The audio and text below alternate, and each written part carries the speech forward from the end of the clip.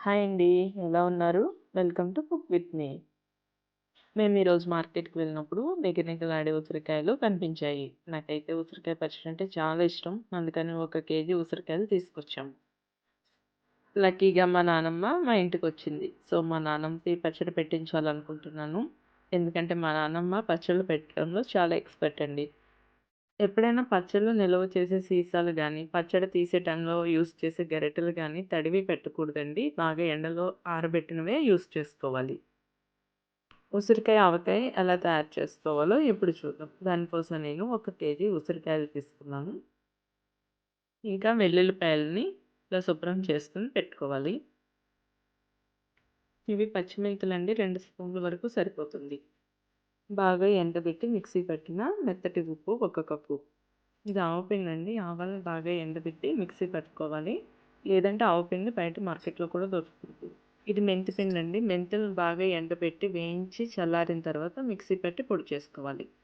పచ్చికారం ఒక 150 గ్రాములు తీసుకోవాలి.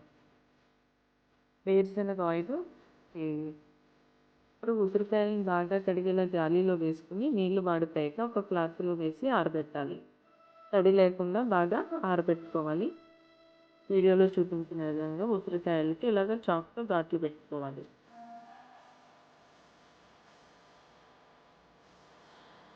మొత్తం ఉసిరికాయలన్నిటికి అన్ని వైపులా ఇలాగా ఘాట్లు పెట్టుకోవాలి.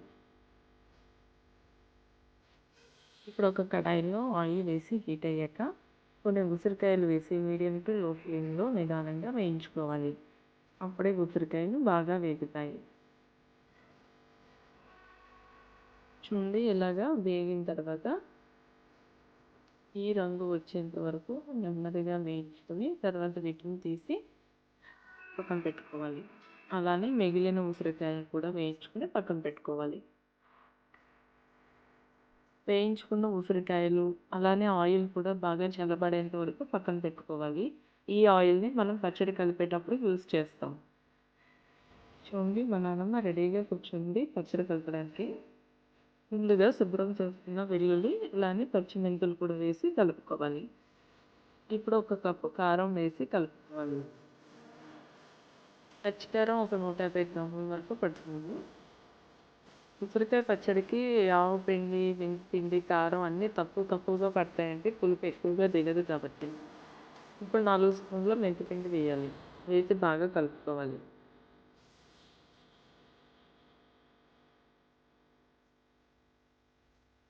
ఇప్పుడు ఆవపిండి ఒక 100 గ్రాములు వేసి బాగా కలుపుకోవాలి.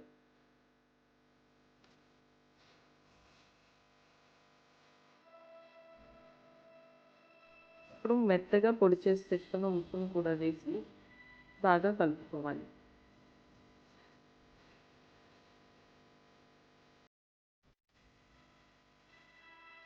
ఇలా అన్నీ బాగా కలుపుకున్న తర్వాత ఉసిరికాయలు వేయించగా మిగిలిన ఆయిల్ ఉంది కదా! దాన్ని కూడా వేసుకొని బాగా కలుపుకోవాలి.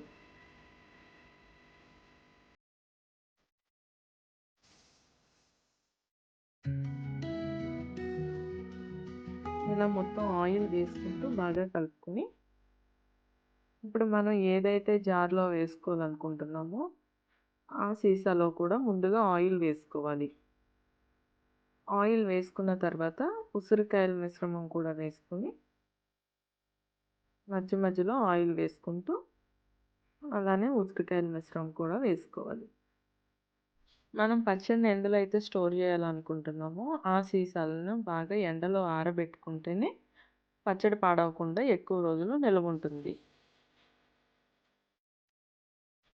ఇలా పూర్తిగా వేశాక ఆయిల్ పైకి తేలేంత వరకు ఆయిల్ వేసుకోవాలి.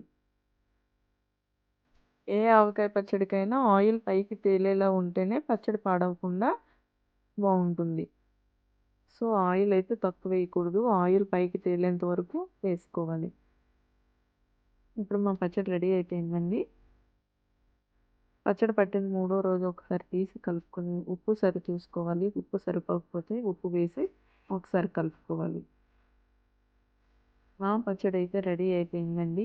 మా నాన్నమ్మ చేసిన పచ్చడి చాలా బావుంటుంది. తప్పకుండా మీరు కూడా ట్రై చేయండి. వీడియో నచ్చితే లైక్ చేయండి, షేర్ చేయండి. అలానే మన ఛానల్ని సబ్స్క్రైబ్ చేయండి. ఇప్పుడు మా నాన్నమ్మ ఏదో చెప్పింది కదా, అదేంటంటే నెక్స్ట్ టైం నువ్వే పట్టుకోవాలి పచ్చళ్ళు అని చెప్పింది.